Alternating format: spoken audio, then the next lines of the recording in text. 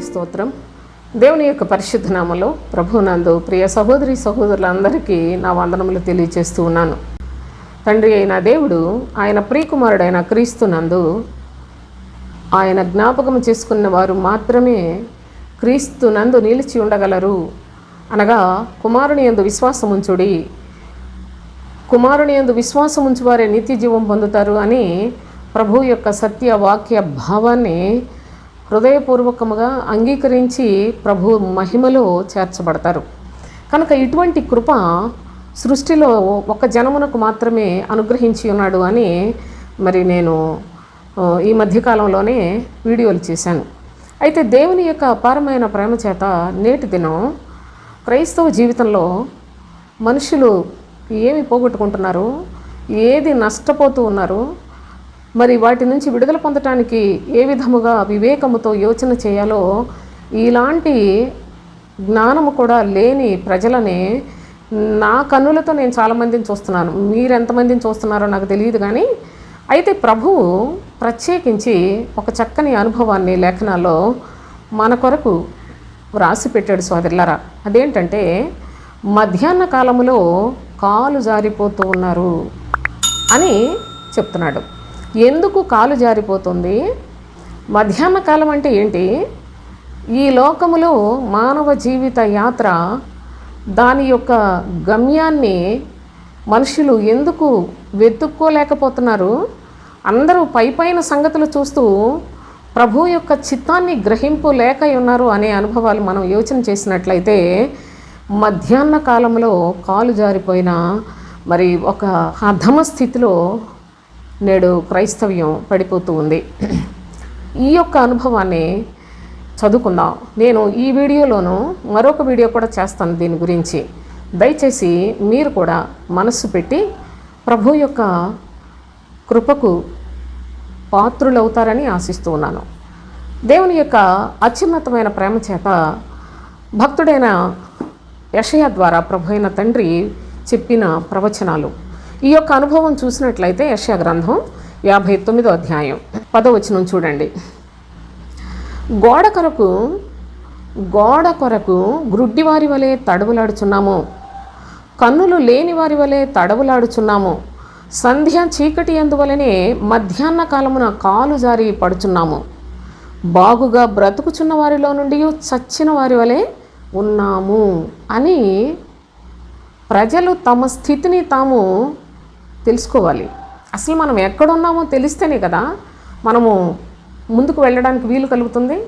వెనకపడిపోయామా, అటు ఇటు చూస్తున్నామా, లేకుంటే క్రమముగానే నడుస్తున్నామా, ఏ పరిస్థితుల్లో మన యొక్క బ్రతుకు ప్రభువునందు కొనసాగిస్తూ ఉన్నాము అని ప్రతి క్రైస్తవుడు క్రైస్తవురాలు కూడా ఆలోచించాలి.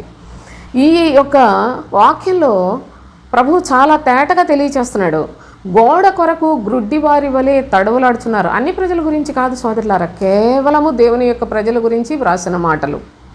దేవుని యొక్క ప్రజలకు సంభవించే సంగతులు ప్రవక్తల ద్వారా ముందుగానే చెప్పిన మన పరలోకపు తండ్రి.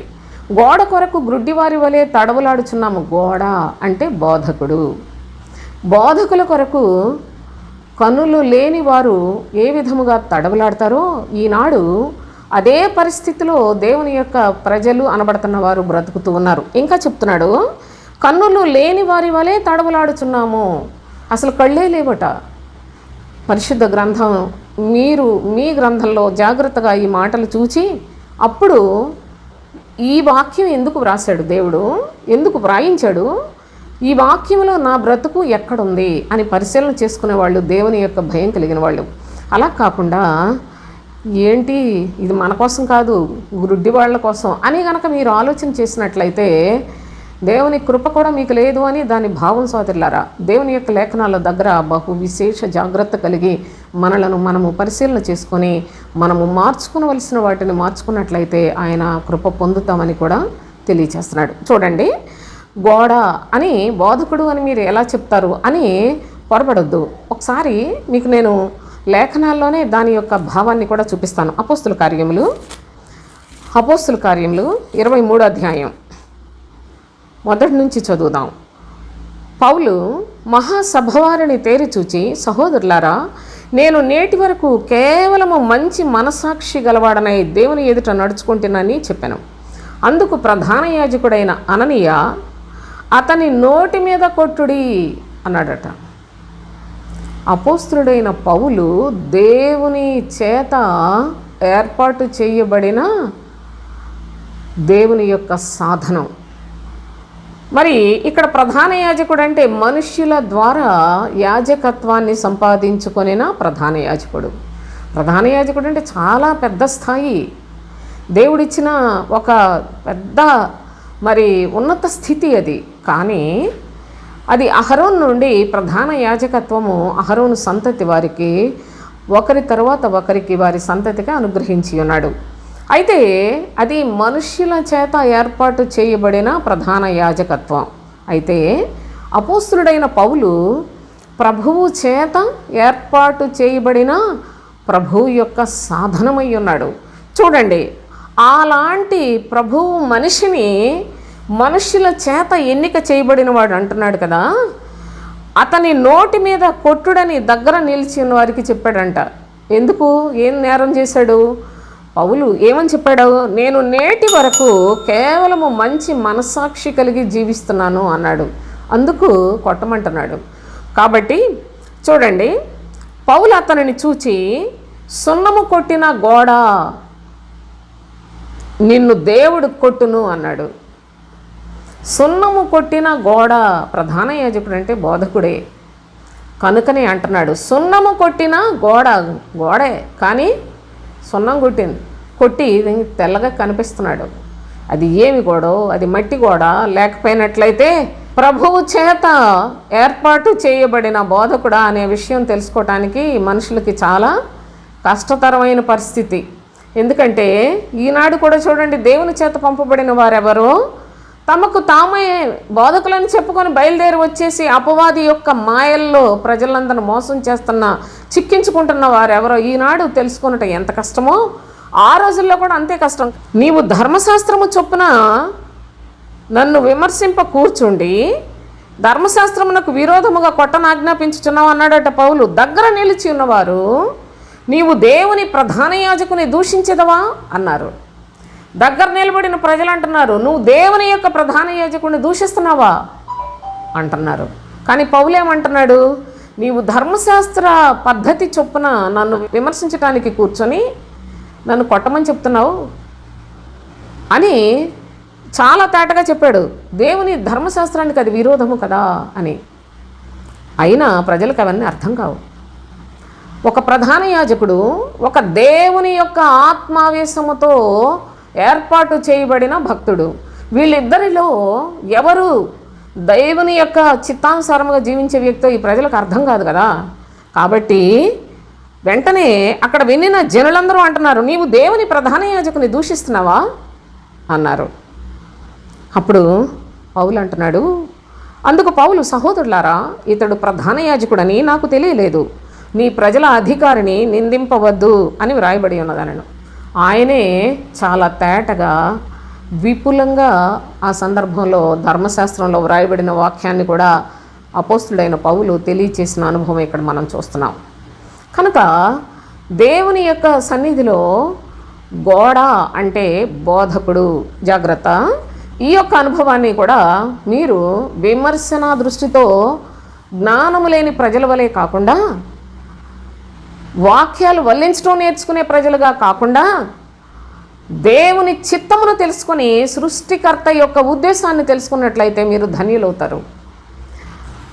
ఈ యొక్క సందర్భాన్ని వివరించి చెప్పడానికే చాలా సమయం పడుతుంది సోదరులారా. మరి మనుషుల యొక్క అజ్ఞానాన్ని ఈనాడు బోధకులు ఎంత చక్కగా ఉపయోగించుకుంటున్నారంటే, వాళ్ళు దేవుని నామంలో పరిశుద్ధమైన గ్రంథం పట్టుకొని బోధకుడిగా చలమణి అయిపోతూ ఉంటే, ప్రజలందరూ వాళ్ళ మాటలు వింటుంటే వాళ్ళు చేసేది కరెక్ట్ కాదని ప్రభువు చెప్పినా కూడా ఈనాడు ప్రజలు వినే పరిస్థితుల్లో లేరండి. అంత భయంకరంగా క్రైస్తవ్యం అయిపోవడానికి గల కారణం ఏంటంటే, వీళ్ళకి తారుమారు అను కొలనులు ప్రభువు దానికి అప్పగించేశాడండి. తారుమారుగా అర్థమవుతున్నాయి వాక్యాలన్నీ. అంతేగాని దేవుని యొక్క నోటి మాటను గ్రహించే హృదయాలు దాదాపుగా ఎవరిలో కనిపించట్లేదు. కనుక బహు జాగరూకులై ఈ యొక్క వాక్యాన్ని మీరు వినాలని కోరుకుంటున్నాను. దేవుని యొక్క శ్రేష్టమైన నామములో ప్రజలందరూ కూడా మేము ఆయన ఎందే ఉన్నాం, భయభక్తులు కలిగి ఉన్నాం, ఆయన వారిగా బ్రతుకుతున్నాం అనుకుంటున్నారు. కానీ మేము ఎక్కడున్నామో ఎవరికి తెలియట్లేదు. చూడండి, గోడ కొరకు తడువులాడు గ్రుడ్డివారిగా ఉన్నాము, కన్నులు లేని వారి వలె ఉంటిమి అని ప్రజలు వారి స్థితిని తెలుసుకున్నారు. ఈనాడు మనం కూడా మన స్థితిని తెలుసుకోవాలి సోదరులారా. సంధ్య చీకటి ఎందువలే మధ్యాహ్న కాలమున కాలు జారి పడుచున్నాము అన్నాడు. సంధ్య చీకటి అందు వలే. సాయంత్రము చీకటి పడుతున్న వేళ ఎవరైనా కాలు జారి పడిపోవడం సహజం చీకట్లో. సంధ్య చీకటి అందు వలే అన్నాడు. చూడండి, సంధ్య చీకటి అందు వలెనే మధ్యాహ్న కాలం అందు కాలు జారి పడుచున్నాము. మధ్యాహ్న కాలం చక్కగా వెలుతురు ఉంటుంది కనుక, కనిపిస్తుంది కనుక మనం కాలు జారకుండా చక్కగా వెలుగే మనల్ని నడిపిస్తుంది. సంధ్య చీకటి అందువలనే, సంధ్య చీకటిలో అక్కడ ఏ వస్తువు ఉందో గమ్మున మనం చూసుకోకుండా కాలు వేసామనుకోండి, కాలు జారిపోద్ది. అక్కడ తడి ఉందో, లేకుంటే పొడిగా ఉందో, లేకుంటే మరి అక్కడ ఏదైనా సరే ఒక చిన్న చిన్న చిన్న చిన్న వస్తువులైనా జారిపోయే పరిస్థితిలాగా మనకి కలుగు చేయటానికి ఆస్కారం ఉంది. ఎందుకంటే సంధ్య చీకటి కనుక. అయితే సంధ్య చీకటి వలెనే మధ్యాహ్న కాలమందు కాలు జారి పడుచున్నాము అంటూ ఉన్నాడు. చూడండి, బాగుగా బ్రతుకుచున్న వారిలో నుండి చచ్చిన వారి వలె ఉన్నాము.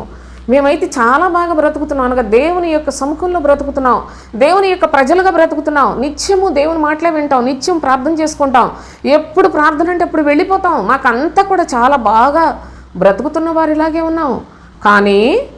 కానీ చచ్చిన వారి వలె ఉన్నాము అంటున్నాడు. అంటే వారి స్థితిని వారు చాలా స్పష్టంగా తెలుసుకోగలిగారు. నేడు క్రైస్తవ జనాంగము వారి స్థితిని వారు తెలుసుకునే పరిస్థితుల్లో లేరు. సంధ్య చీకటి ఎందువలే మధ్యాహ్న కాలమందు కాలు జారి పడిన పరిస్థితుల్లో ఉన్నాను అని ఒక వ్యక్తి తన మనస్సులో గ్రహించుట, అది దేవుని కృపా భాగ్యమే. చూడండి, మధ్యాహ్న కాలము ఏంటి? మధ్యాహ్న కాలం అంటే మనము ప్రొద్దుట లేచిన తర్వాత ఉదయకాలం ఏవో పనులు మనకి లోకంలో బ్రతుకుతున్నప్పుడు ఆ పనులు అయిపోయిన తర్వాత పురుషులు వాళ్ళ యొక్క పనులు చేసుకుంటారు, స్త్రీలు వారి యొక్క పనులు చేసుకుంటారు, పిల్లలు స్కూల్ అనేది మొత్తానికి దినమంతా కూడా గడుపుతూ ఉంటాం. సాయంత్రం అయిపోతుంది, అందరూ కూడా మరలా భోజనాలు చేసి మళ్ళీ చీకట్లో ఇక నిద్ర అనే ఆ యొక్క పరిస్థితుల్లోనే ఉంటుంది లోకమంతా. కనుక దేవుని యొక్క లేఖనాలలో మనము ఎదుర్కొంటున్న పగలు, చీకటి, రాత్రి లేకుంటే వీటిని గురించి మాట్లాడలేదు. కానీ మధ్యాహ్న కాలము అనే దానికి ప్రత్యేకమైన అనుభవాన్ని లేఖనముల్లో ప్రభు అయిన తండ్రి తెలియచేస్తూ ఉన్నాడు. చూడండి, రాత్రి 4 జాములు ఉంటాయి. రాత్రి 4 జాములు ఉంటాయి. పగలు ఉదయము, మధ్యాహ్నము, సాయంకాలము అని పగలు సమయం అంతా కూడా విభాగింపబడి ఆయా సమయములను బట్టి మనము కూడా వాటిని అనుసరించి వెళుతూ ఉంటాం. ఆ సమయాలను ఏ విధంగా ఉపయోగించుకోవాలి, సద్వినియోగం చేసుకోవాలి, చదువుకోవడమా, లేకుంటే వ్రాసుకునేవాళ్ళు వ్రాసుకోవడమా, లేకపోయినట్లయితే దేవుని యొక్క మందిరంలో ఉండడమా, ప్రార్థన చేసుకోవటమా, ఇంటి పనులు చేసుకోవటమా అని సమస్తం కూడా ఒక పద్ధతి ప్రకారంగా చేసుకుంటాం. అయితే దేవుని యొక్క ప్రజల ఆత్మీయ స్థితిని గురించి ప్రభువు ఇక్కడ మాట్లాడుతున్నాడు. ఆత్మీయ స్థితి ఎలా ఉందంటే మధ్యాహ్న కాలంలో కూడా కాలు జారి పడిపోతున్న పరిస్థితుల్లో ఉన్నారు. ఈ మధ్యాహ్న కాలము అనగా ఏంటో, మరి జారిపోయే పరిస్థితులు, వీటన్నిటిని గురించి మరి కొంత వివరంగా మనం తెలుసుకోవాలి సోదరులారా. చూడండి, కీర్తనల గ్రంథం 91వ కీర్తన 6వ వచనం. చీకటిలో సంచరించు తెగులనకైనను, మధ్యాహ్నమందు పాడు చేయు రోగమునకైనను నీవు భయపడకుందువు. ఎప్పుడైతే నీవు దేవుని ఆశ్రయముగా చేసుకుంటావో, మహోన్నతుని చాటును నివసిస్తావో, సర్వశక్తుని నీడను విశ్రమిస్తావో, అప్పుడు చీకటిలో సంచరించే తెగులు అన్నాడు. చీకటిలో సంచరిస్తుందట తెగులు. ఇక మధ్యాహ్నమందు రోగము ప్రజలను పాడు చేస్తుందట. కనుక వీటికి ప్రభువును ఆశ్రయించిన వారు ఎప్పుడు కూడా భయపడరు అని చెప్తున్నాడు. భక్తుడు. దేవుని స్వాస్థ్యం అని చెప్పబడిన దేవుని యొక్క ప్రజల స్థితిని మనము గమనించినట్లయితే ద్వితీయోపదేశకాండం 28వ అధ్యాయం 28, 29 వచనాలు చూడండి. వెర్రితనము చేతను, గ్రుడ్డితనము చేతను, హృదయ విస్మయము చేతను యెహోవా నిన్ను బాధించును. అప్పుడు గ్రుడ్డివాడు చీకటిలో తడువులాడు రీతిగా నీవు మధ్యాహ్నమందు తడువులాడుదువు. నీ మార్గములను వర్ధిల్ల చేసుకొనలేవు. నీవు హింసింపబడి నిత్యము దోచుకొనబడెదవు. నిన్ను తప్పించువాడు ఎవడునూ లేకపోవును అని చెప్పాడు. ఈ యొక్క దేవుని వాక్యములో ఎందుకు ఈ విధముగా మాట్లాడాడు అంటే, మీరు ఒక మాట ముందుగా చదువుకుంటే 28:15 వచనం చూడండి.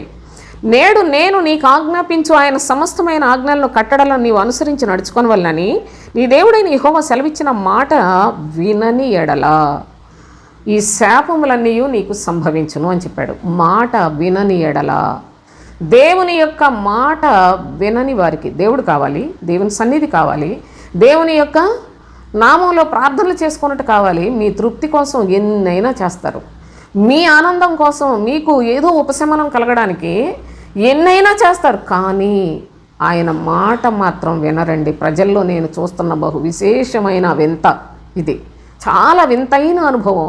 దేవుడు దేవుడు దేవుడు అంటారు, పద్దస్తమానం గంటలు ప్రార్థనలు చేసుకోవడానికి ఇష్టపడతారు, వాక్యాలు చదువుకోవడానికి ఇష్టపడతారు, అంత బాగానే ఉంది. అస్తమానం ఎంత ఖర్చు పెట్టడానికైనా ఇష్టపడుతున్నారు, కానీ ఆయన మాట ప్రకారము జీవించుటకు ఇష్టపడలేదు. ఎందుకని? కేవలము ప్రభు యొక్క మాట వింటే లోకంలో మనుషులకు మరి సకల విధములైన సుఖాలు, భోగాలు, సంతోషాలు, సరదాలు మొత్తం అన్నిటినీ కూడా తీసివేసుకోవాలి సోదరులారా. అది ప్రజలకు ఇష్టం ఉండదు. కాబట్టి మేము బ్రతుకున్నంతకాలం సుఖంగా ఉండాలి, ఆనందంగా ఉండాలి, మా బంధువులతో కలిసి ఉండాలి, లోకంతో కలిసిపోయి ఉండాలి, మాకు దేవుడు కూడా కావాలి. ఈ భక్తి అయితే ఎవరైనా చేస్తారు, కానీ ప్రభువు అట్టి వారిని కోరుకోవటం లేదు. ప్రభు ఏం చెప్తున్నాడో తెలుసా? మీరు నా మాట వినని ఎడలా అంటే ఏంటంటే చర్చికి వెళ్ళి మాటలు వింటలేదా? వింటున్నారు, కానీ వాటి ప్రకారముగా జీవిస్తే వినిన వారితో సమానం. వాటి వినిన వాక్య ప్రకారముగా జీవించిన వారందరూ కూడా కేవలము వినువారు మాత్రమై ఉండి దాని శక్తిని ఆశ్రయించని భక్తిహీనులై ఉంటారు. మీరు జాగ్రత్తగా ఈ భాషను అర్థం చేసుకోవాలి. అయితే ఇక్కడ ప్రభు ఏం చెప్తున్నాడు? ఈలాగున దేవుని మాట వినని వారు ఎలాంటి పరిస్థితులు ఎదుర్కోవాలంటే, వెర్రితనము చేతను, గ్రుడ్డితనము చేతను, హృదయ విస్మయము చేతను యెహోవా నిన్ను బాధించును. దేవుని మాట వినకపోవుట మనుషులకు బాధే కానండి, నాశనమే కానీ ప్రయోజనం ఏమి ఉండదు. ఆయన మాట విని వాటి ప్రకారం చేయండి, ఎంత సంతోషకరమైన సమాధానకరమైన జీవితం ఉంటుందో చూడండి. ఇంకా ఏమని చెప్పాడంటే, అప్పుడు గ్రుడ్డివారు చీకటిలో తడవులాడు రీతిగా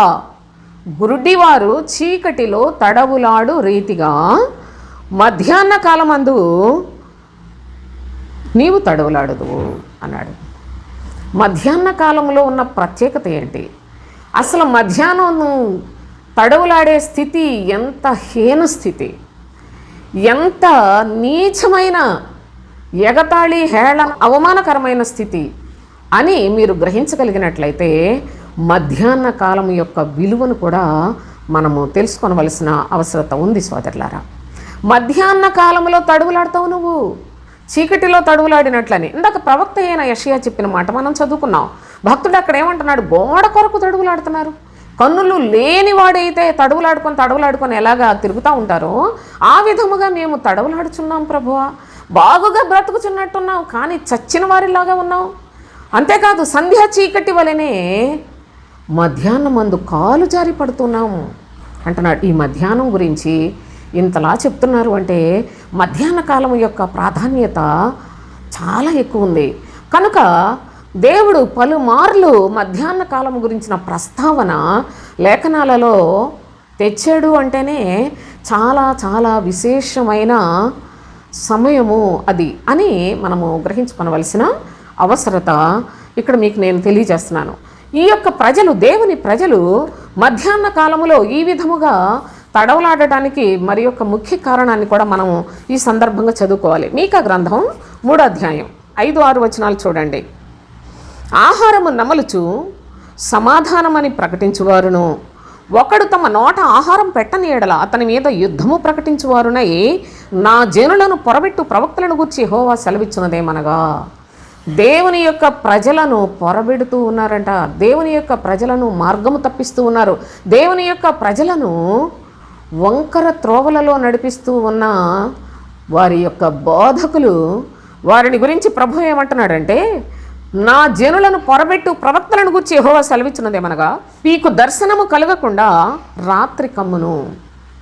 అసలు ఈనాడు దేవుని యొక్క పని చేస్తున్నామని చెప్పుకుంటున్న వారికి దర్శనము కలగకుండా రాత్రి కమ్మును, సోది చెప్పకుండా మీకు చీకటి కలుగును, ఇట్టి ప్రవక్తలకు సూర్యుడు కనబడకుండా అస్తమించును, పగలు చీకటి పడును అన్నాడు.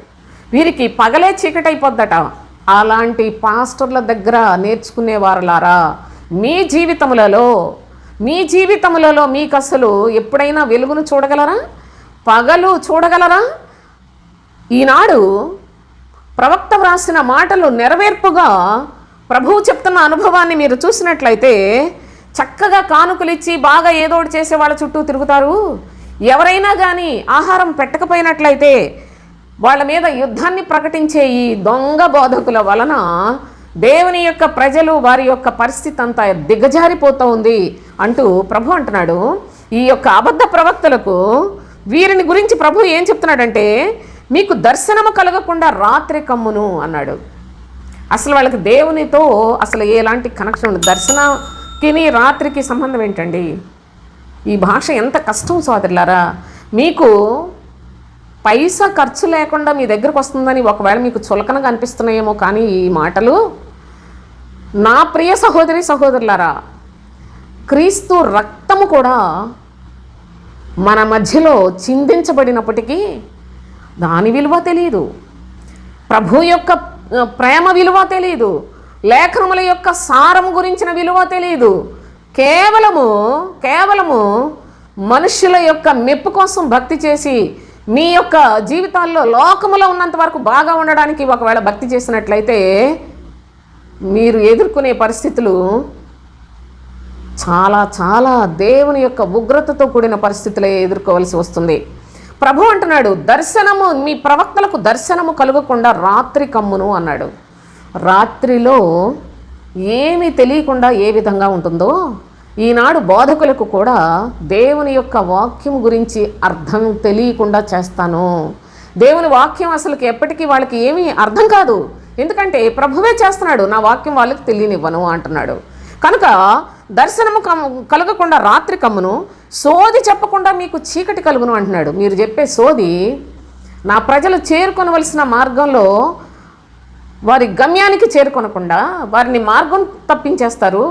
వారికి అన్ని అబద్ధపు మాటలు చెప్తారు, శరీర సంబంధమైన మాటలు చెప్తారు.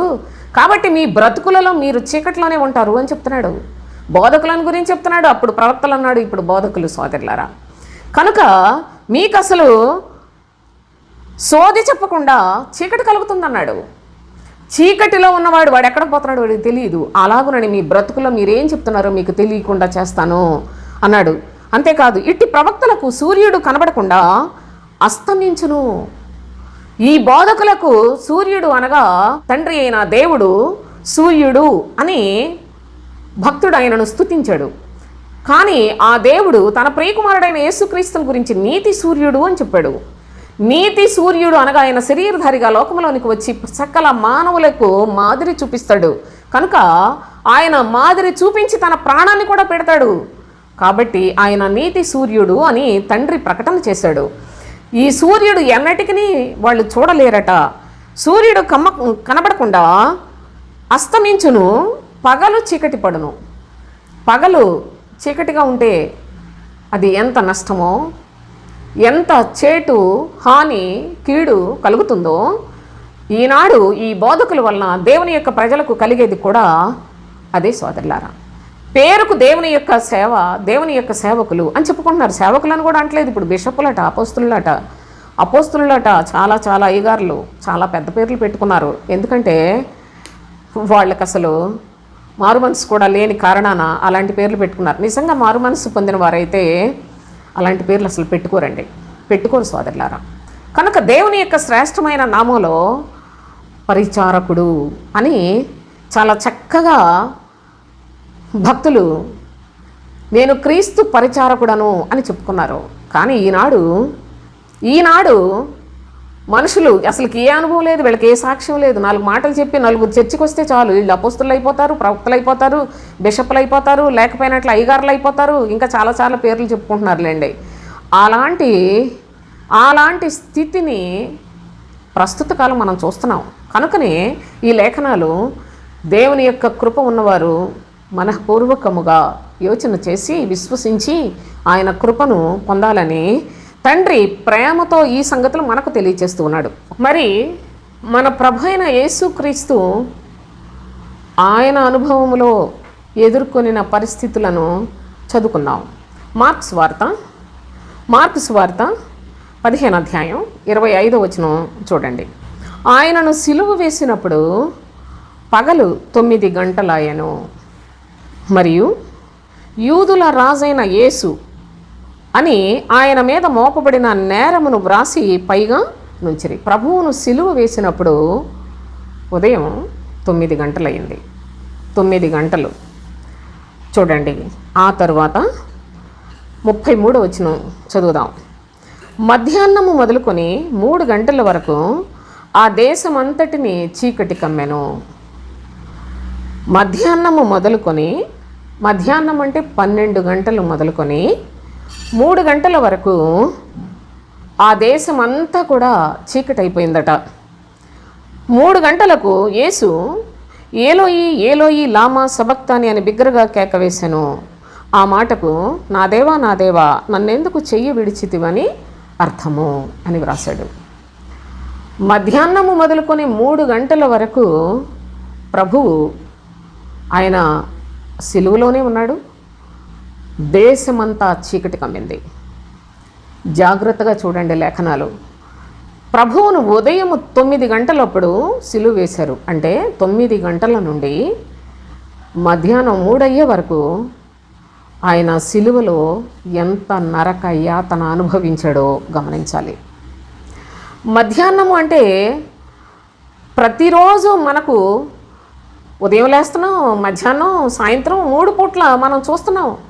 రాత్రి వేళ మనము నిద్రపోతున్నాం. మొత్తానికి దినము అంటేనే పగలు రాత్రి కలిస్తే ఒక దినం అవుతుంది. సృష్టికర్త ప్రారంభం ఆదికాండం 1వ అధ్యాయంలో చాలా చక్కగా చెప్పాడు. మీ ఓపిక ఉన్నాళ్ళు, జ్ఞానాన్ని కోరుకునేవాళ్ళు, వెతుకోవాలనుకునే వాళ్ళు చదువుకోండి. నాకు సమయం చాలా తక్కువ. చూడండి ఇక్కడ ఏమని చెప్తాడు ప్రభు. 9 గంటలకు ఆయనను సిలువ వేశారట. మధ్యాహ్నము మొదలుకొని అంటే 9 నుండి 12 వరకు 12 నుండి 3 వరకు జరిగినది కూడా చాలా చక్కగా వ్రాసిపెట్టాడు.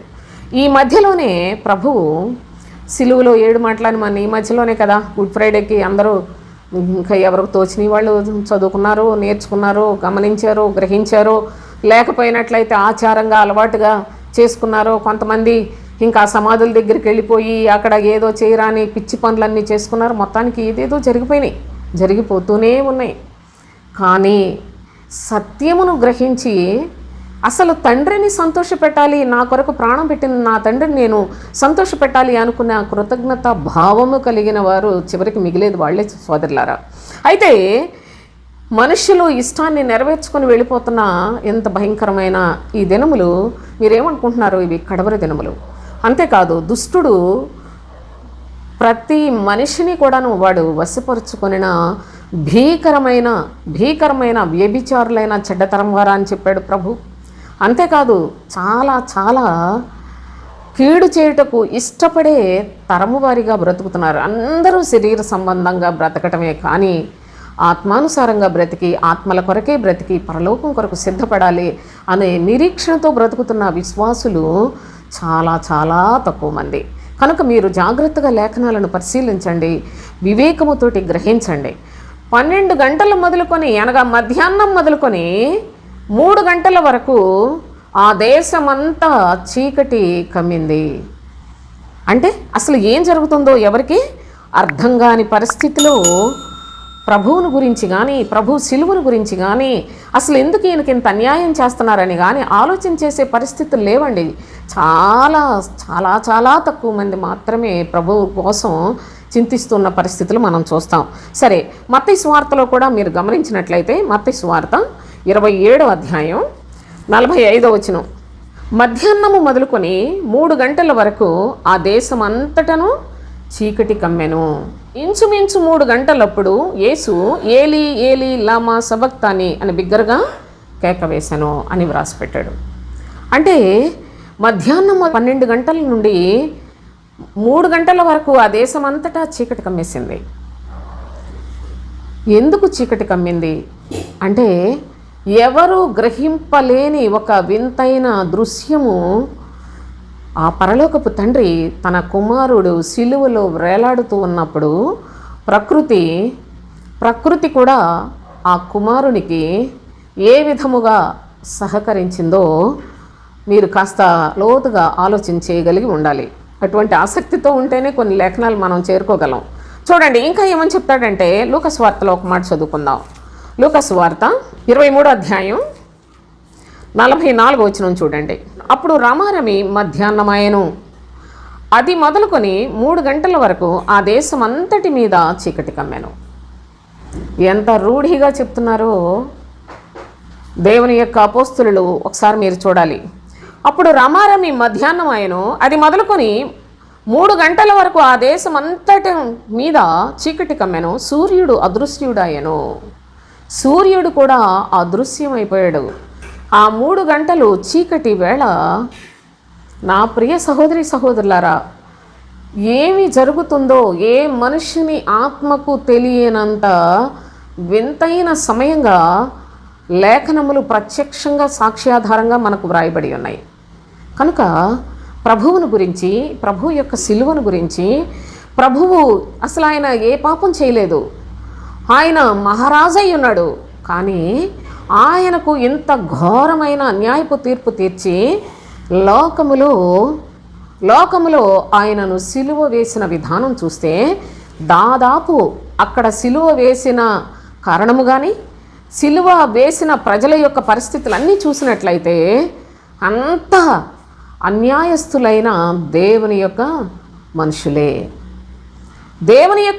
సోదరులారా. అనగా శాస్త్రులు, పరిసయ్యులు, ప్రధాన యాజకులు, యూదులు అందరూ కలిసి చాలా దారుణమైన పగతో, కక్షతో ఆయనను హింసించి, హేళన చేసి, అపహసించి, ఆయన వస్త్రములు పంచుకొని ఎంత దారుణమైన పరిస్థితిలో ప్రభు మరి మన మనస్సుతో మనం చూడగలగాలి. ఆయన ఎంతగా శ్రమలో మేకులతో వేలాడుతూ ఉన్న దృశ్యము మీ మనస్సుతో చూస్తే, నా ప్రియ సహోదరి సహోదరులారా, ప్రభువు కొరకు కాక మరెవరి కొరకు బ్రతకాలి? ప్రభువు కాక మరి ఏ రక్షకుడు లోకంలో ఉన్నాడు? ఆయన నిమిత్తము మనము కూడా మన ప్రాణాన్ని ద్వేషించే స్థాయికి మన జీవితంలో వెళ్ళాలి. కానీ ఈనాడు క్రైస్తవ్యం చీకటిలోనే ఉంది, ఇంకా చీకటిలోనే ఉంది. క్రీస్తును చూడలేని స్థితిలో ఉంది సోదరులారా. యేసును అంగీకరించమని చెప్పుకుంటున్నారు, కానీ క్రీస్తును చూడలేకపోతున్నారు. కనుక వీళ్ళందరూ కూడా గోడ కొరకు తడువులాడు గ్రుడ్డి వారి వలె బ్రతుకుతున్నారు. బాగా బ్రతుకుతున్నామని చెప్పుకుంటున్నారు. ఆనాడు శాస్త్రులు, పరిసయ్యులు, ప్రధాన యాజకుడు, తర్వాత యూదులు అందరూ కూడా మేము చాలా భక్తి కలిగిన వారమని మాట్లాడుకుంటూ ఉన్నారు. కానీ వాళ్ళు చచ్చిన వారిగా బ్రతుకుతున్న పరిస్థితులు మనం చూస్తున్నాం. సంధ్య చీకటి ఎందువలనే మధ్యాహ్న కాలంలో కాలు జారిపోయారు.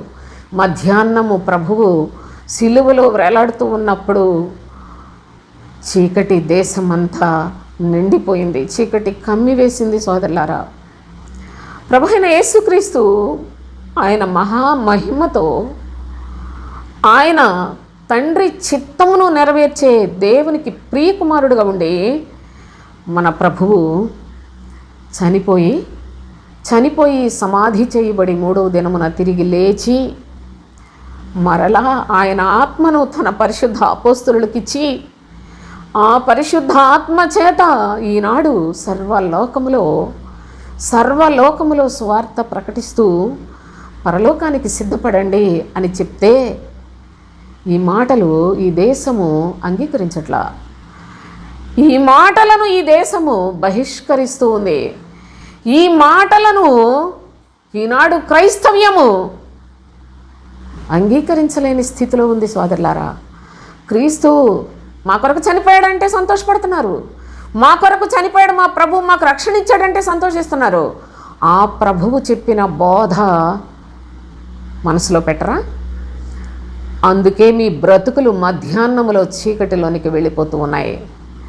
మధ్యాహ్న కాలమందే మీరు గోడ కొరకు తడువులాడుకునే గ్రుడ్డివారి వలె బ్రతుకుతున్న బ్రతుకులు. మీకు బోధించేవారు వాళ్ళు చీకట్లోనే ఉన్నారు. వాళ్లకు ఎప్పుడో దర్శనము కలగకుండా రాత్రి కమ్మేసింది. ప్రభువు వారితో మాట్లాడాడు. సోది చెప్పకుండా చీకటి కమ్మేసింది. సూర్యుడు అస్తమించాడు, పగలే చీకటి పడెను.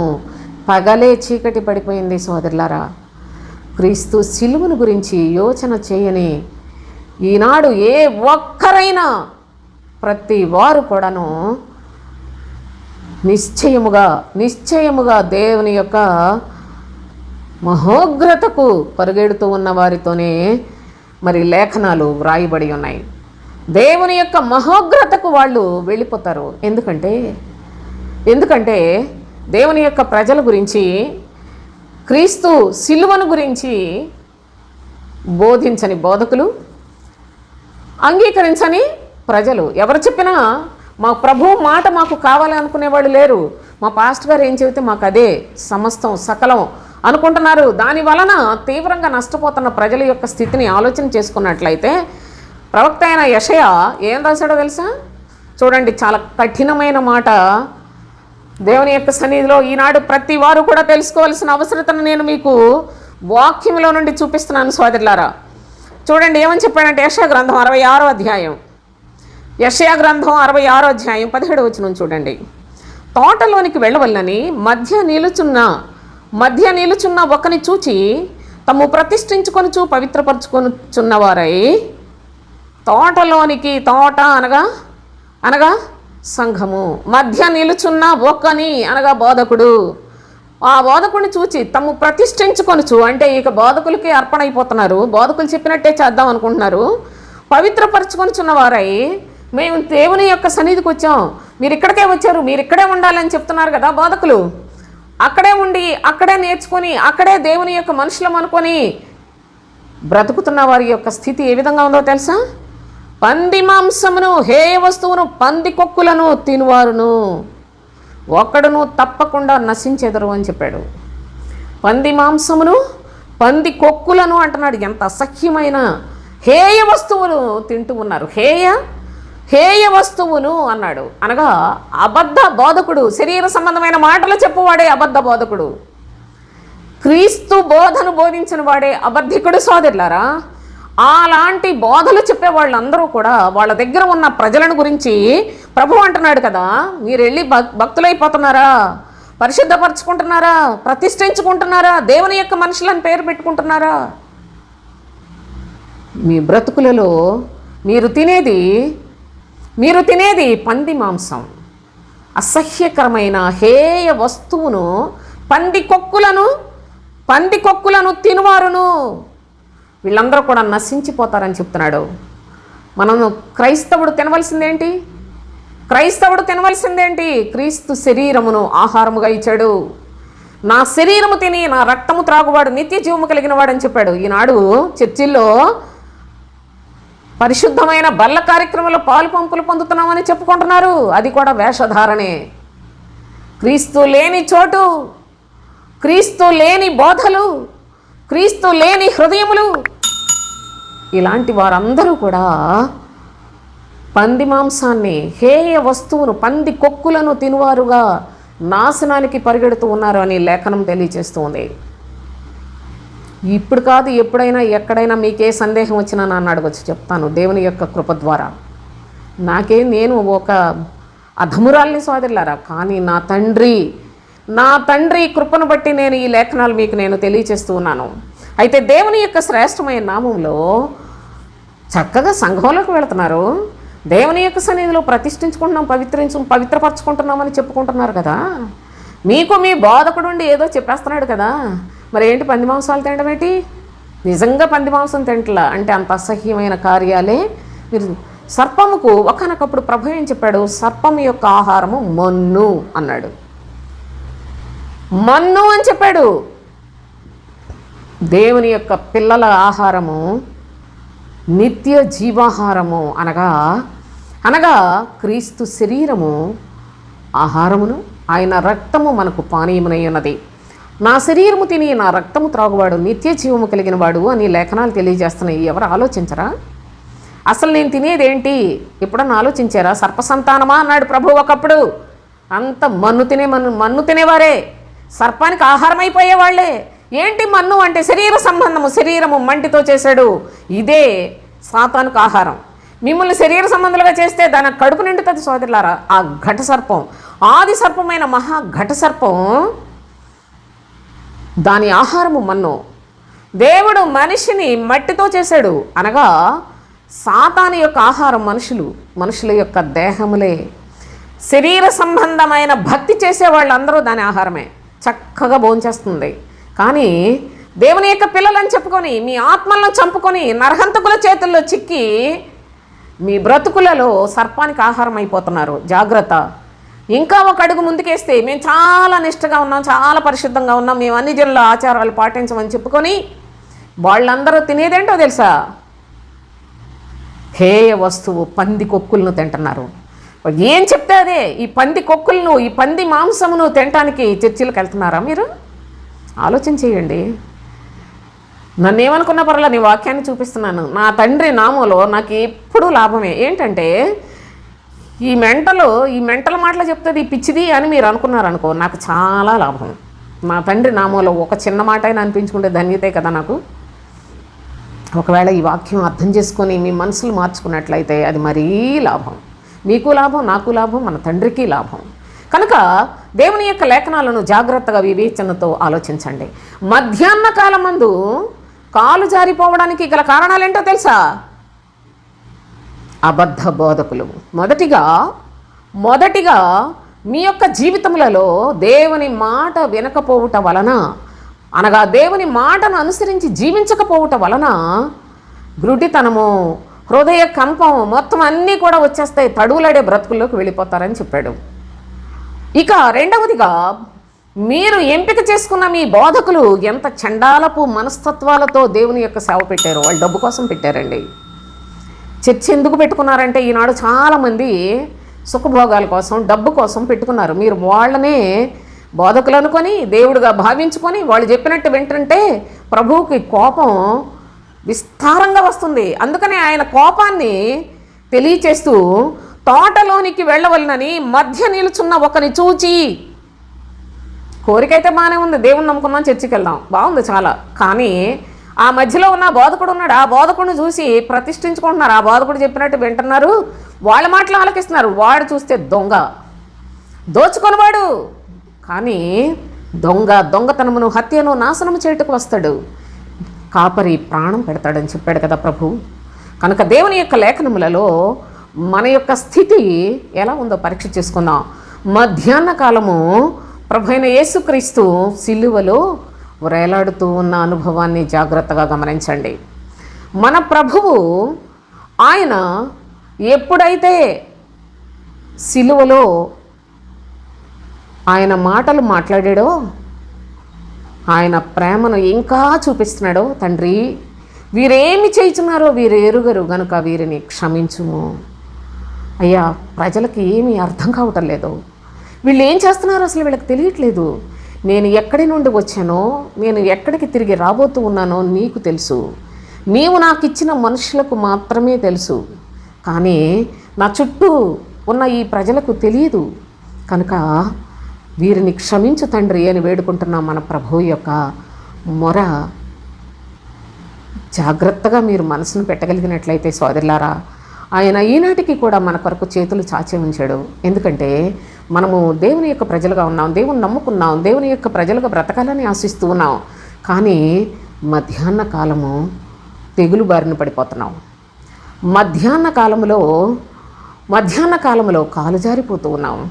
మధ్యాహ్న కాలంలోనే మన యొక్క స్థితిని అపవాది అపహరించేస్తున్నాడు. దీనికి గల కారణాలు మీకు చాలా స్పష్టంగా మరి ప్రతి అంశాన్ని కూడా విశదీకరించి నెక్స్ట్ వీడియోలో చెప్తాను. ఎందుకంటే ఇప్పుడు నేను దాన్ని మొదలు పెడితే సమయం సరిపోదు కనుక సోదరులారా, దయచేసి ఈ వీడియోని చూడండి. నెక్స్ట్ వీడియోలో ఈ యొక్క అనుభవాన్ని స్పష్టంగా నేను మీకు తెలియచేస్తాను. దయచేసి దేవుని యొక్క వాక్యాన్ని కొంచెం చూసి విసిగిపోయి మీరేదో సమస్తం మరి మాకు తెలుసు అనుకున్న మీ మీద మీరే అతిశయపడే వృధాతిశయంతో కాకుండా లేఖనాలను జాగ్రత్తగా పరిశీలన చేస్తూ ప్రభువుకు ఇష్టలుగా జీవించడానికి దేవుని మాటకు ఆశతో కనిపెట్టుకుని, ఆ యొక్క మాట ఎలాంటిదంటే ఎండిన భూమిలో వాన జల్లు లాంటిది సోదరులారా. దేవుని యొక్క మాట అంత కనికరము చూపించే మన తండ్రి మాటల కొరకు ఎదురు చూస్తూ ప్రభువుకి ఇష్టానుసారంగా జీవించడానికి నిబంధన చేసుకొని క్రీస్తు వారిగా బ్రతకాలి. ఏ విధముగా మధ్యాహ్న కాలంలో ప్రభువు కొరకు మనం జీవించాలో అన్ని విషయాలు నేను వివరంగా నెక్స్ట్ వీడియోలో చెప్తాను. దేవునికి స్తోత్రం. ముగించేస్తాను.